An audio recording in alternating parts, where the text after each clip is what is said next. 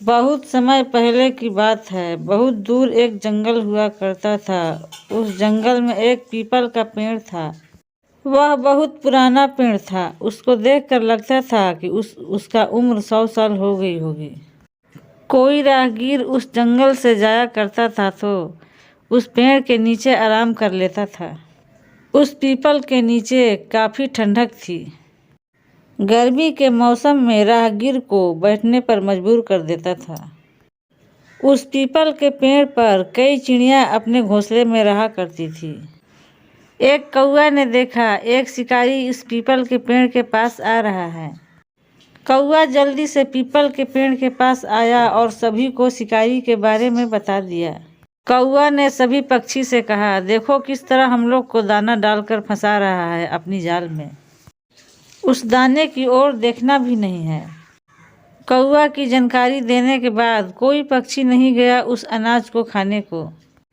दोपहर का समय था। कुछ कबूतर आकाश में उड़ रहे थे और वहां से देखे कि धरती पर कुछ अनाज बिखरे हुए हैं। कबूतरों का दाना तो दिख रहा था मगर शिकारी का जाल नहीं दिख रहा था। दोस्तों, सारे कबूतर जाल में फंस गए। सभी कबूतर रोने लगे। कबूतर का राजा बोला, अब रोने से कुछ फायदा नहीं है। हमें एक साथ उड़ना चाहिए। एक साथ उड़कर जाल को लेकर उड़ जाना चाहिए। राजा की बात मानकर सारे कबूतर एक साथ उड़ गए।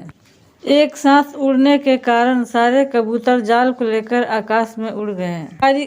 शिकारी का शिकार और उसका जाल देखते ही देखते गायब हो गया।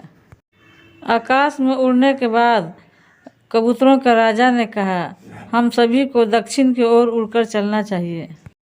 वहाँ पर पेड़ के नीचे एक मेरा मित्र है जो हमको मदद कर सकता है। सारे कबूतर दक्षिण की ओर चल दिए। वहाँ चूहों के घर में पहुँच गए। कबूतरों ने चूहों को बुलाया और कहा कि दोस्त, आज हमें तुम्हारी मदद की ज़रूरत है। हमें आज़ाद कर दो। चूहा ने कहा, ठीक है, लेकिन यह सब कैसे हुआ? तो कबूतरों के राजा ने कहा। कबूतरों ने अपना शुरू से आखिरी तक सारा कहानी बताया। चूहा जाल को धीरे धीरे कतरने लगा और उस जाल को काट डाला। कुछ समय में सभी चूहों ने कबूतरों को जाल से आज़ाद कर दिया। कबूतरों के राजा ने कहा, दोस्त, तुम्हें किस मुंह से धन्यवाद दूं?